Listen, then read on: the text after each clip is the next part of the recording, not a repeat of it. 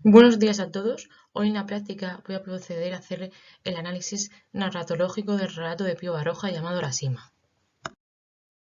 Antes de empezar el análisis voy a realizar una breve presentación de Pío Baroja. Nació en 1872 en San Sebastián y falleció en Madrid en 1956. Hay que destacar que perteneció a la generación del 98. Fue uno de los escritores más importantes de la literatura española del siglo XX. Destaca especialmente como narrador. Aunque se doctoró en medicina, la pasión por la literatura hizo que se dedicara plenamente a esta. La Sima es uno de los relatos que componen la colección de cuentos Vidas sombrías que Baroja publicó en 1900. Aunque fue su primera obra publicada, la crítica ha visto en ella algunos de los elementos que caracterizaron la posterior producción narrativa de Baroja, como la preferencia por determinados temas o las técnicas y estrategias estilísticas que utilizó a lo largo de su carrera literaria. También observamos en estos relatos otros rasgos barojianos como su profundo pesimismo, la mirada escéptica sobre la realidad y la preocupación por los problemas de España.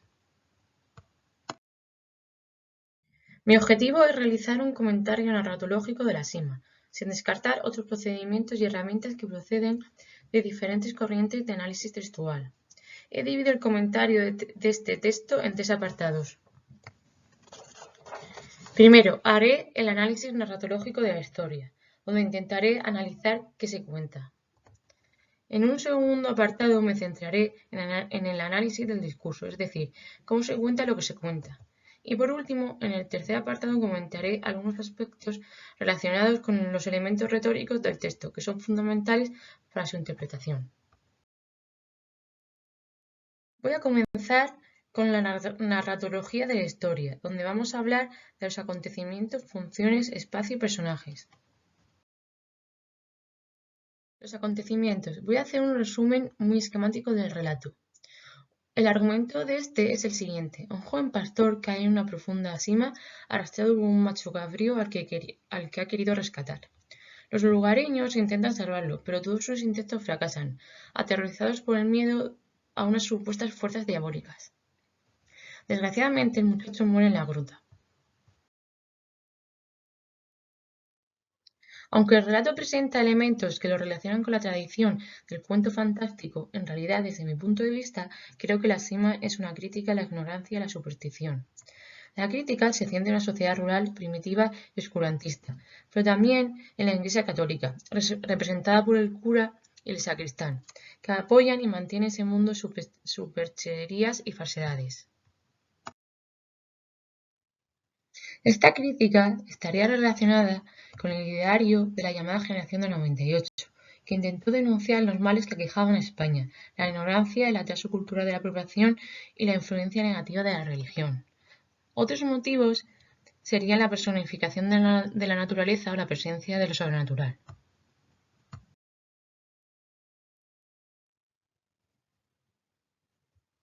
En la Sima, el discurso entre las funciones o acciones principales está ordenado a través de las relaciones de causa-consecuencia. Así podemos distinguir un inicio, un nudo y un desenlace en el relato. El inicio se compone de los 8 primeros párrafos, que son descriptivos. El primero describe el entorno en el que se va a desarrollar el relato. El segundo, tercero, cuarto y quinto se refieren a los personajes.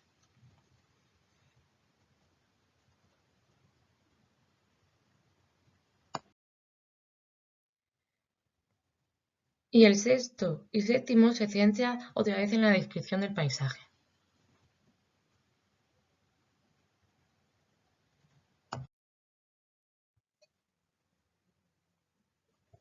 En el inicio podemos observar que el narrador enmarca a los personajes en una naturaleza impresionante. Están rodeados de elementos naturales que en un momento dado pueden resultar opresivos y amenazantes. Este inicio descriptivo es tradicional en los cuentos literarios del siglo XIX y principios del XX. Ahora vamos con el nudo, que comienza cuando cambia el modo discursivo. El narrador introduce un diálogo entre los personajes y en ese momento comienza la acción. Es la parte más extensa en la que se desarrollan los acontecimientos del relato. El macho cabrío se escapa y cae en la cueva.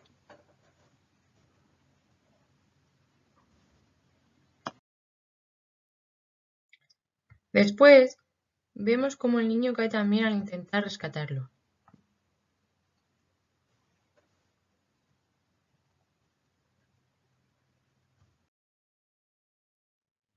A continuación, vemos cómo el abuelo pide ayuda.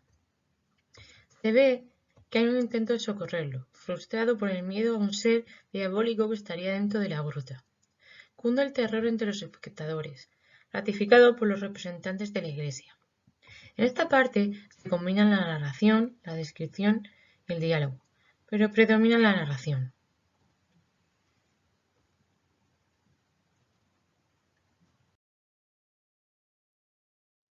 El desenlace está compuesto por los dos últimos párrafos. En el primero nos presenta a los personajes que, desolados, abandonan la cima porque no han podido vencer sus propios miedos. En el último párrafo, que funciona como un desenlace sorpresivo, ya que a pesar del ambiente fantástico que se ha creado en el relato, el desenlace nos sitúa en la más cruda realidad. El niño agoniza durante 3 días en el fondo de la cueva, sin que nadie se acerque a socorrerlo. Como apreciamos, es un fragmento totalmente narrativo.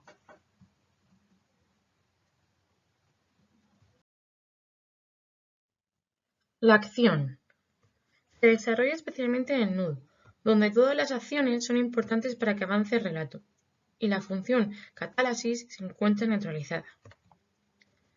Cada acción que aparece tiene importancia para la trama, ya sea para que ésta avance o para retardar el desenlace y aumentar la intriga. Por ejemplo, cuando el abuelo va a buscar ayuda, el narrador se detiene en la descripción del castillo de ruido, donde están los otros pastores.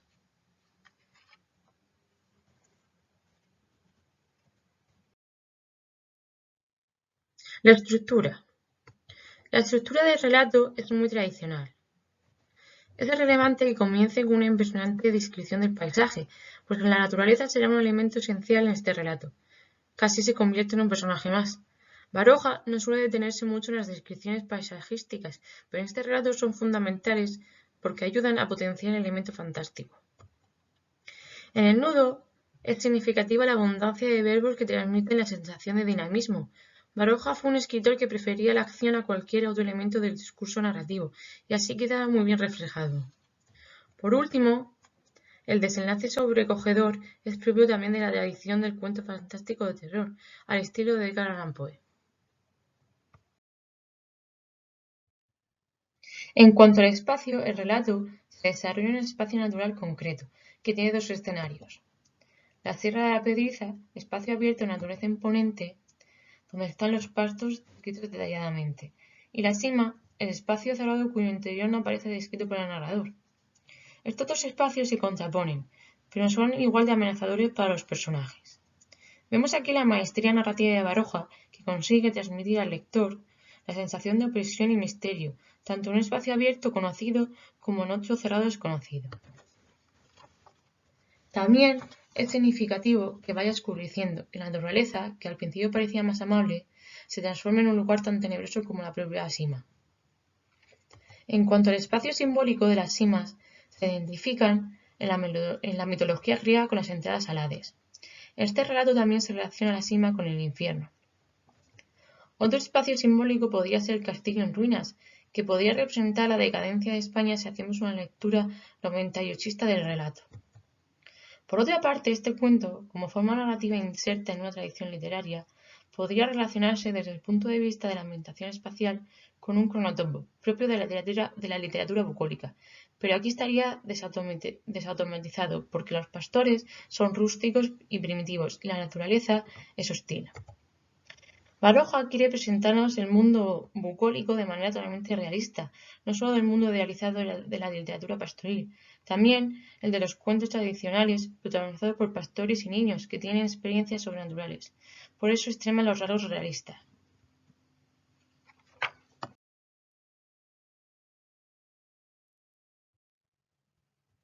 Por último, en este apartado me referiré a los personajes.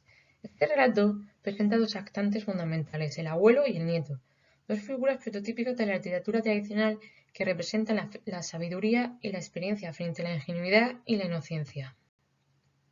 Aparecen descritos en el inicio. En el segundo párrafo aparecen los dos personajes donde el narrador nos habla de su forma de vida, nos dice que son cabreros. Y en los dos siguientes aparece la descripción primero del abuelo y después del niño, estableciendo una jerarquización prototípica. El abuelo es descrito de forma detallada por su apariencia y en su personalidad se nos dice que era tosco y primitivo. También destaca la suciedad de su cuerpo, es un retrato estático. En contraposición, el narrador describe al niño de forma dinámica, correteando, jugando con la onda, riendo. Vemos que es un retrato más positivo.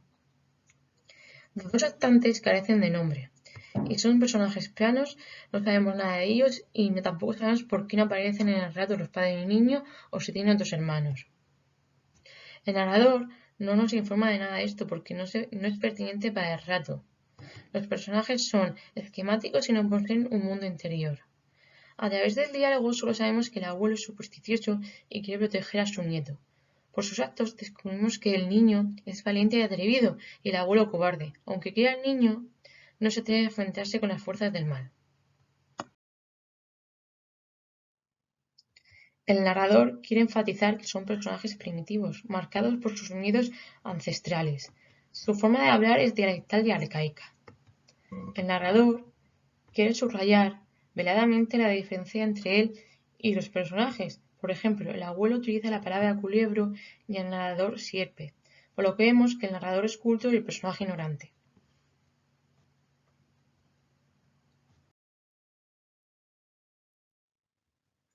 Por otro lado, nos encontramos con el grupo de personajes formados por la gente del pueblo, que actúa como una especie de personaje colectivo en el que solo destaca el mozo que baja a la cueva y afirma que ha visto al demonio. Todos, incluido el cura y el sacristán, pertenecen al mundo de las personas ignorantes que creen en lo sobrenatural, y no perciben que no se trata de un hecho fantástico, sino de un desafortunado accidente. Observamos que todos están ciegos, algo que es fundamental para el desarrollo del relato.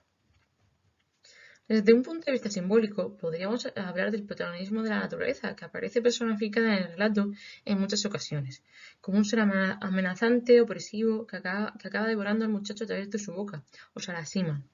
La naturaleza vence a los seres humanos, que son incapaces de salvar al niño.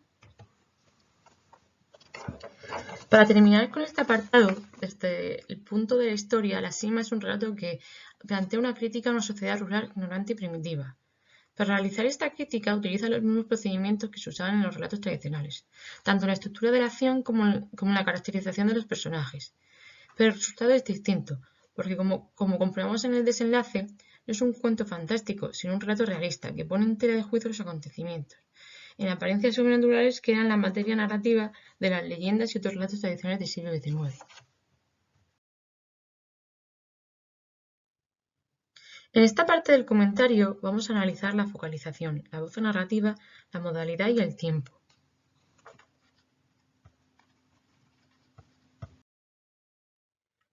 Comenzamos con la focalización. En primer lugar, nos centraremos en la figura del narrador. En cuanto al aspecto, es decir, a la focalización o manera en que la historia es percibida por el narrador, estamos ante un narrador omnisciente que se corresponde con una visión por detrás. El narrador sabe más que los personajes y presenta la focalización cero. A continuación expondré algún ejemplo. Nos dice que el abuelo era tosco y primitivo. A continuación, cuando el niño cae a la sima, vemos cómo describe al pastor. Loco, trastornado, el pastor vacilaba en tomar una resolución. Después, otro ejemplo, refiriéndose al macho cabrío, tomaba en la imaginación de los cabreros grandes y extrañas proporciones. Es decir, que sabe lo que ocurre en la conciencia del abuelo y también de todos los cabreros. Con respecto a la focalización, tenemos que apuntar que el narrador nos cuenta lo que ven, oyen y piensan los personajes con respecto al paisaje y a los acontecimientos que van viviendo, pero nunca nos dice lo que ha ocurrido en el interior de la cueva. Este recurso se utiliza para mantener la ambigüedad de que este suceso puede ser sobrenatural, es decir, que a los lectores nos da la misma información que a los personajes para que no sepamos con certeza lo que ha ocurrido dentro de la sima.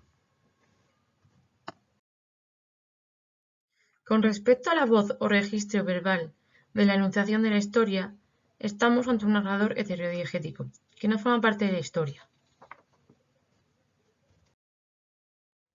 A continuación hablaremos de la modalidad. La modalidad es el modo o tipo de discurso utilizado por el narrador para hacernos conocer la historia.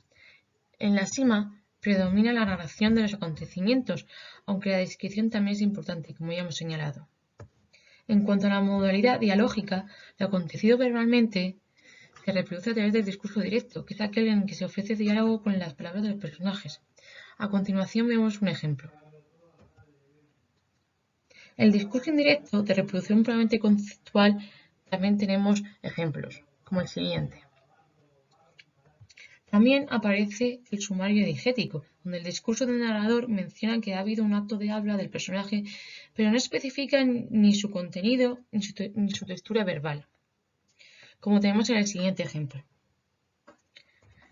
Como vemos, los diálogos son fundamentales en este relato, pues a través de ellos conocemos la interioridad psicológica de los personajes y están especialmente relacionados con el motivo de las supersticiones y la presencia de lo sobrenatural. En ellos, el narrador reproduce las formas de habla propias de los dialectos del norte de España, caracterizadas por su arcaísmo con el propósito de dotar de un mayor realismo al relato.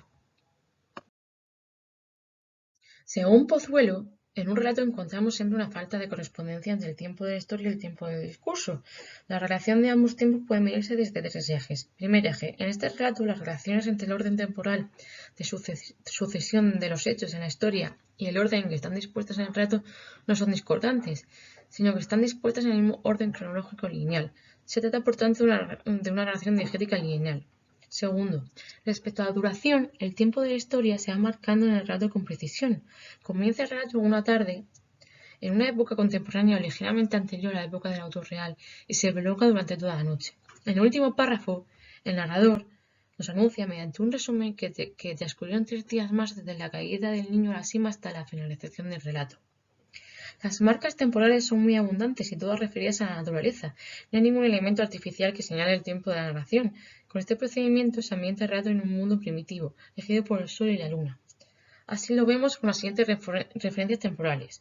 Últimos rayos de sol, comenzaba a anochecer, el sol iba ocultándose, etc. Tercer eje, la frecuencia. En el relato aparece una acción que se repite 3 veces con variantes, que es la caída a la cima. Primero, se cae el macho cabrío, perseguido por el niño. Después, el niño con el abuelo, de espectador. Y por último, un pastor desciende en busca del niño con todos los demás cabríos de espectadores. Además, se produce una repetición que va ensanchando el ámbito de los actantes implicados en la acción y que tiene siempre un mismo resultado, la frustración de los que intentan luchar contra el destino.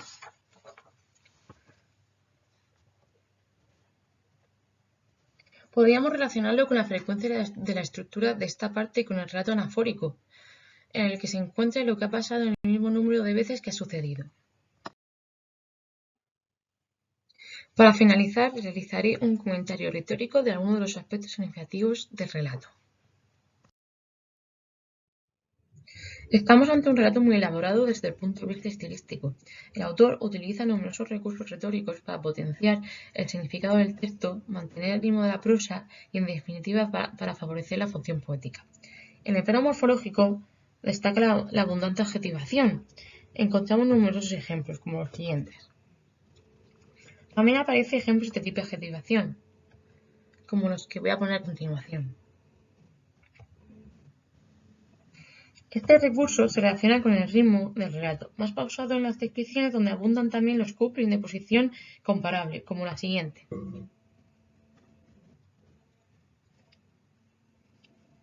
Y couplings de posición paralela, como el último ejemplo.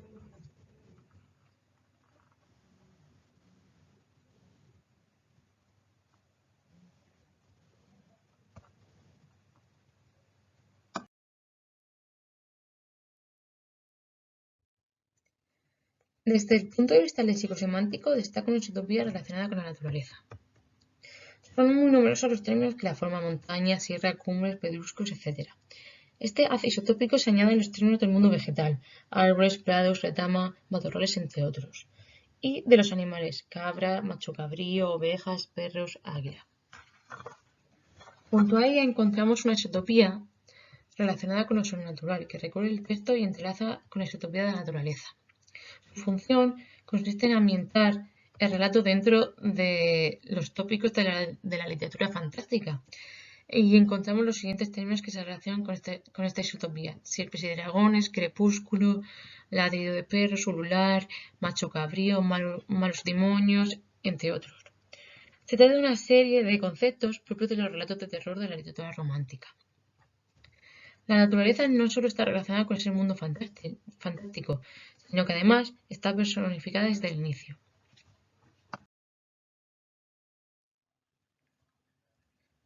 Otro aspecto interesante es la confrontación luz-oscuridad que se va dando en el relato. Podemos ver cómo la oscuridad se va imponiendo desde la penumbra del atardecer hasta que solo quedan las antorchas y la oscuridad total que coincide con el abandono de la sima y del niño. Como vemos, partimos de la máxima luminosidad, nubes rojas, últimos rayos de sol, anochecer, etc., hasta la oscuridad, nubes negras, hogueras de los pastores, el fuego, antorcha, entre otros. Al final, solo queda la oscuridad que dejan los personajes cuando se marchan abandonando al niño en la cima. No solamente tiene la luz y la oscuridad un tratamiento literario, también los sonidos que nos transmite el narrador. En concreto, para finalizar, haré referencia al procedimiento por el cual el narrador mantiene la ambigüedad hasta el último párrafo del relato con respecto a lo acaecido en la cueva. En primer lugar, nos dice que en el momento de caer el niño, el viejo no escucha nada, ni un grito ni una queja. Al cabo de un rato, escucha un balido doloroso. Suponemos que se trata de un animal. Después de intentar rescatarle, se oye un murmullo bajo y lejano, como la voz de un ser sobrenatural. Este murmullo también lo oyen los espectadores que van llegando. Por último, se escucha el quejido misterioso. Nadie lo identifica con la voz del niño, porque el narrador subraya los elementos animalescos o sobrenaturales. Pero es en el último párrafo cuando utiliza la palabra lamento, que connota la presencia de un ser humano, cuando comprende el lector claramente que se trata de un niño.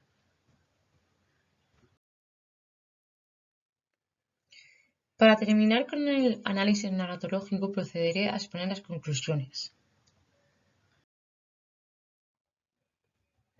El análisis narratológico de este relato demuestra el dominio de la técnica narrativa de Pío Baroja. Desde la estructura y procedimientos propios del relato tradicional del siglo XIX, consigue crear un texto que pertenece ya al siglo XX, por su voluntad de elaborar un texto sugerente de varias interpretaciones. El sentido del texto puede estar relacionado con el presupuesto de la generación del 98, la crítica de una sociedad anclada en el pasado que tiene miedo a enfrentarse al futuro. Pero también podríamos interpretarlo como un cuento simbólico, donde luchan las fuerzas de la naturaleza contra el espíritu humano. Incluso podríamos decir que es un relato fantástico por su ambientación, personajes y tópicos. Finalmente, la pluralidad de sentidos unida a la cuidada elaboración estilística dan como resultado un relato magistral de uno de los escritores más importantes de la literatura española.